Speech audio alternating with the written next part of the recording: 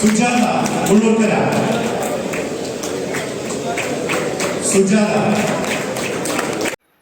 സുരേഷ് ഗോപി സഖാക്കൾക്കിടയിൽ ഒരു തീക്കാറ്റായി മാറുന്ന കാഴ്ചയാണ് ഇപ്പോൾ കാണാൻ സാധിക്കുന്നത്. BJPയുടെ മെമ്പർഷിപ്പ് ക്യാമ്പയിന്റെ ഭാഗമായിട്ട് തൃശൂർ ജില്ലയിലെ ചെറുതുരുത്തിയിൽ CPMൽ നിന്നും CPIയിൽ നിന്നും വന്ന പ്രവർത്തകരെ സ്വീകരിക്കുന്ന ഒരു കാഴ്ചയാണ് നിങ്ങൾ ഇപ്പോൾ ഈ വീഡിയോയിൽ ആദ്യം കണ്ടത്.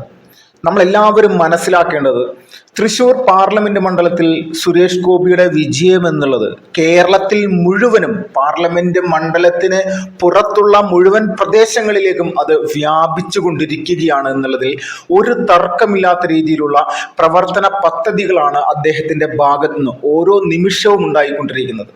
നിരന്തരമായിട്ട് മാധ്യമങ്ങളുടെ വേട്ടയാടലുകൾ അത് എപ്പോഴും അദ്ദേഹത്തിന്റെ പ്രതിച്ഛായ തകർക്കാൻ വേണ്ടിയിട്ട് ഇവിടെയുള്ള കമ്മ്യൂണിസ്റ്റുകാരും സുഡാപ്പി ഭീകരന്മാരും നിരന്തരമായിട്ട് ശ്രമിക്കുമ്പോഴും അതിലൊന്നും 1% പോലും തളരാതെ BJP എന്ന് പറയുന്ന രാഷ്ട്രീയ പ്രസ്ഥാനത്തിനൊപ്പം നിന്നുകൊണ്ട് തൻ്റെ സേവന പ്രവർത്തനങ്ങൾ ഇപ്പോഴും 1% പോലും അതിൽ കുറവ് വരുത്താതെ വളരെ ഗംഭീരമായിട്ട് ജനങ്ങൾക്ക് വേണ്ടി മാത്രം ചെയ്ത് അദ്ദേഹം മുന്നോട്ട് പോവുകയാണ്. അപ്പോൾ ഇതെല്ലാം കണ്ടുകൊണ്ടും BJP എന്ന് പറയുന്ന രാഷ്ട്രീയ പ്രസ്ഥാനം ഇന്ന് കേരളത്തിൽ ആ പ്രസ്ഥാനത്തിന്റെ ആവശ്യകത എത്രത്തോളം ഉണ്ട് എന്നുള്ളത് മനസ്സിലാക്കിയിട്ടും ഇവിടെയുള്ള കമ്മ്യൂണിസ്റ്റുകാർ പോലും വർഷങ്ങളോളം പ്രവർത്തിച്ച തങ്ങളുടെ ആ ഒരു പ്രസ്ഥാനത്തെ ഉപേക്ഷിച്ചുകൊണ്ട് സുരേഷ് ഗോപിയുടെ കയ്യിൽ നിന്ന് തന്നെ നേരിട്ട് മെമ്പർഷിപ്പ് സ്വീകരിച്ച് BJPയിൽ പ്രവേശിക്കുകയാണ്. അപ്പോൾ ഇതെല്ലാം കേരളത്തിൽ വരാനിരിക്കുന്ന ത്രിതല പഞ്ചായത്ത് ഇലക്ഷനിലായിക്കോട്ടെ അതോടൊപ്പം തന്നെ നിയമസഭാ ഇലക്ഷനിലായിക്കോട്ടെ വലിയ തരത്തിലുള്ള മാറ്റങ്ങൾ ഉണ്ടായിക്കൊണ്ടിരിക്കുന്നു, അല്ലെങ്കിൽ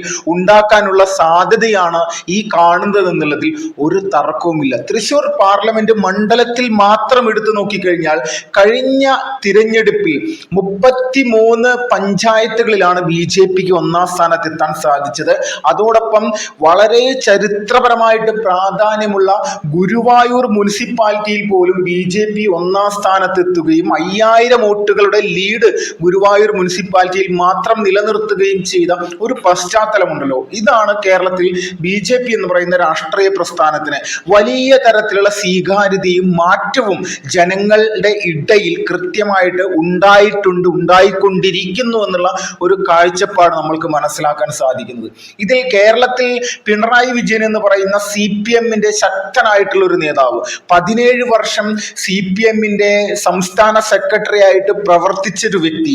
അപ്പോൾ ഇദ്ദേഹം 17 വർഷത്തോളം CPMന്റെ വലിയ പ്രധാനപ്പെട്ട ചുമതല വഹിക്കുകയും അതോടൊപ്പം തന്നെ CPMന്റെ മുഖ്യമന്ത്രി സ്ഥാനാർത്ഥിയായിട്ട് പരിഗണിച്ച് മത്സരിച്ച് വിജയിച്ചിട്ടും ഇവിടെ കേരളത്തിൽ എന്തെങ്കിലും ഒരു മാറ്റം കമ്മ്യൂണിസ്റ്റ് പ്രസ്ഥാനത്തിന് ഈ കഴിഞ്ഞ 10-15 വർഷത്തിനിടയിൽ കൊണ്ടുവരാൻ സാധിച്ചിട്ടുണ്ടോ എന്ന് നോക്കുമ്പോൾ അവർ പ്രതിപക്ഷത്തിരിക്കുന്ന സമയത്തും ഇവിടെ കലാപ സമാനമായിട്ടുള്ള സംഘർഷങ്ങൾ ഉണ്ടാക്കാതെ അല്ലെങ്കിൽ അവരുടെ ആശയത്തെ അക്രമത്തിന്റെ രീതിയിൽ മുന്നോട്ട് കൊണ്ടുവരാതെ 1% പോലും ജനങ്ങളുടെ ഇടയിൽ ഒരു ഇമേജ് ഉണ്ടാക്കാനായിട്ട് യഥാർത്ഥത്തിൽ ഇവർക്ക് ആർക്കും സാധിച്ചിട്ടില്ല.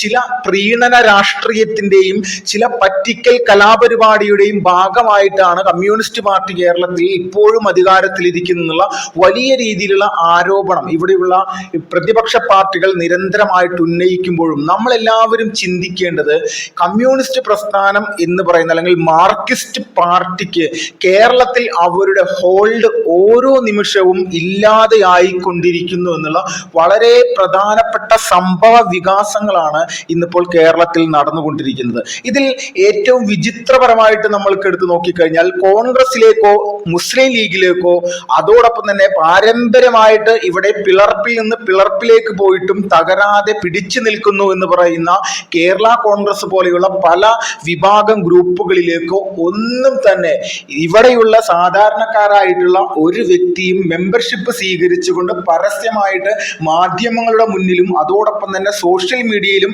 നിറഞ്ഞു നിൽക്കുന്ന തരത്തിലേക്കുള്ള പ്രതികരണങ്ങളുമായിട്ട് വരാറില്ല. അത് വരുന്നുണ്ടെങ്കിൽ BJP എന്ന് പറയുന്ന രാഷ്ട്രീയ പാർട്ടിയുടെ പോക്കറ്റിലേക്ക് അല്ലെങ്കിൽ അവരുടെ പ്രധാനപ്പെട്ട സംവിധാനത്തിലേക്കാണ് ഈ പറയുന്ന കമ്മ്യൂണിസ്റ്റുകാർ നിരന്തരമായിട്ട് വന്നുകൊണ്ടിരിക്കുന്നത്. അതിൻ്റെ ചരിത്രപരമായിട്ടുള്ള ഒരു മുഹൂർത്തമാണ് നമ്മുടെ മുന്നിൽ ഇപ്പോഴെല്ലാം കണ്ടുകൊണ്ടിരിക്കുന്നത്. BJP ഏറ്റവും പ്രധാനമായിട്ട് മറ്റ് രാഷ്ട്രീയ രാഷ്ട്രീയ പ്രസ്ഥാനങ്ങൾക്കുപരിയായിട്ട് നിയോജക മണ്ഡലത്തെ 2 മണ്ഡലമാക്കി മാറ്റി തിരിച്ചുകൊണ്ടാണ് ഇപ്പോൾ BJP പ്രവർത്തിക്കുന്നത്. ഇപ്പോൾ ചേലക്കര നിയോജക മണ്ഡലം എടുത്തു നോക്കിക്കഴിഞ്ഞാൽ ചേലക്കരയും ചെറുതുരുത്തിയും എന്നുള്ള 2 മണ്ഡലമാക്കിയിട്ട് അതിനെ സംഘടനാ മണ്ഡലം എന്നുള്ള രീതിയിലേക്ക് വെച്ച് പുലർത്തിയിട്ടാണ് BJP പ്രവർത്തിക്കുന്നത്. ഇപ്പോൾ തൃശ്ശൂർ നിയമസഭാ മണ്ഡലം എടുത്തു നോക്കിക്കഴിഞ്ഞാൽ തൃശ്ശൂർ ഈസ്റ്റും തൃശ്ശൂർ വെസ്റ്റും എന്ന് പറയുന്ന 2 സംഘടനാ മണ്ഡലമായിട്ടാണ് BJP തൃശ്ശൂരിൽ പ്രവർത്തിക്കുന്നത്. ഇത് കേരളത്തിലെ 140 മണ്ഡലത്തെ 280 മണ്ഡലങ്ങളാക്കി മാറ്റിമറിച്ചുകൊണ്ട് 140 മണ്ഡലങ്ങളിൽ 280 നിയോജക മണ്ഡലം പ്രസിഡന്റുമാർ എന്നുള്ള രീതിയിലേക്കുള്ള വലിയ സംവിധാനത്തോട് കൂടിയിട്ട് ഏത് വിധേനയും കേരളത്തിന്റെ അധികാരത്തിലേക്ക് അത് പൂർണ്ണമായിട്ടും സംഘടനാ പ്രവർത്തനത്തിന്റെ മികവ് കൊണ്ട് മാത്രമേ അധികാരം പിടിച്ചെടുക്കാൻ സാധിക്കുകയുള്ളൂ എന്നുള്ള കൃത്യമായിട്ടുള്ള പ്രവർത്തനം ആസൂത്രണം ചെയ്തിട്ടാണ് BJP മുന്നോട്ട് വന്നുകൊണ്ടേയിരിക്കുന്നത്. ഇതിന്റെ മാറ്റമാണ് യഥാർത്ഥത്തിൽ ഈ കൊച്ചു കേരളത്തിൽ നരേന്ദ്രമോദി തരംഗമോ അമിത്ഷാ തരംഗമോ യോഗി ആദിത്യനാഥിന്റെ തരംഗമോ ഒന്നുമല്ല. BJP എന്ന് പറയുന്ന രാഷ്ട്രീയ പ്രസ്ഥാനം ഇവിടെ ഈ സമയത്ത് പ്രവർത്തിച്ചതിന്റെ കൃത്യമായിട്ടുള്ള ആ ഫലമാണ് അവർ കൊയ്തെടുത്തത്. ആ കൊയ്തെടുത്തതിന്റെ ഭാഗമായിട്ടാണ് 20% വോട്ടുകളിലേക്ക് BJPക്ക് അവരുടെ ഗ്രാഫ് ഉയർത്താനായിട്ട് സാധിച്ചത്. ഇതാണ് ചരിത്രപരമായിട്ടുള്ള ഒരു നിമിഷത്തിലൂടെയാണ് കേരളത്തിൽ BJP എന്ന് പറയുന്ന രാഷ്ട്രീയ പ്രസ്ഥാനം കടന്നുപോയിക്കൊണ്ടിരിക്കുന്നത്. RSSന്റെ കൃത്യമായിട്ടുള്ള നിർദ്ദേശപ്രകാരം RSS നിയോഗിച്ചിട്ടുള്ള സംഘടനാ കാര്യകർത്താക്കളുടെ പ്രധാനപ്പെട്ട പ്രവർത്തന പദ്ധതികൾ BJPയുടെ സംസ്ഥാന പ്രസിഡന്റിന്റെ നേതൃത്വത്തിൽ ഇവിടെ നടപ്പിലാക്കി അത് സംസ്ഥാന കാര്യകർത്താക്കളിലേക്കും അതോടൊപ്പം തന്നെ വിഭാഗിന്റെ കാര്യകർത്താക്കളിലേക്കും അതോടൊപ്പം തന്നെ മറ്റ് പ്രഭാരിമാരിലേക്കും ജില്ലാ അധ്യക്ഷന്മാരിൽ നിന്ന് മറ്റ് ജില്ലാ കാര്യകർത്താക്കളിലേക്കും അതോടൊപ്പം തന്നെ ജില്ലയിലെ പ്രഭാരിമാരിലേക്കും നിയോജക മണ്ഡലം കാര്യകർത്താക്കളിലേക്കും അതിൽ നിന്ന് പഞ്ചായത്ത് തല കാര്യകർത്താക്കളിലേക്കും പിന്നെ ബൂത്ത് തലത്തിലേക്കും എത്തുന്ന തരത്തിലേക്ക് BJPയുടെ സംഘടനാ സംവിധാനത്തെ മുകളിൽ നിന്ന് കൃത്യമായിട്ട് നിയന്ത്രിച്ച് പ്രവർത്തന സജ്ജമാക്കി അത് സാധാരണ ജനങ്ങളിലേക്ക് എത്തിക്കുന്ന ആ ഒരു കാഴ്ചയാണ് കഴിഞ്ഞ കുറേ നാളുകളായിട്ട് നമ്മളിപ്പോൾ കണ്ടുകൊണ്ടിരിക്കുന്നത്. അതിൻ്റെ വലിയ ഫലം അവർ നേടിയിരിക്കുന്നു എന്നുള്ളതിൽ 1% പോലും സംശയമില്ലാത്ത കാര്യമായിരിക്കുകയാണ്.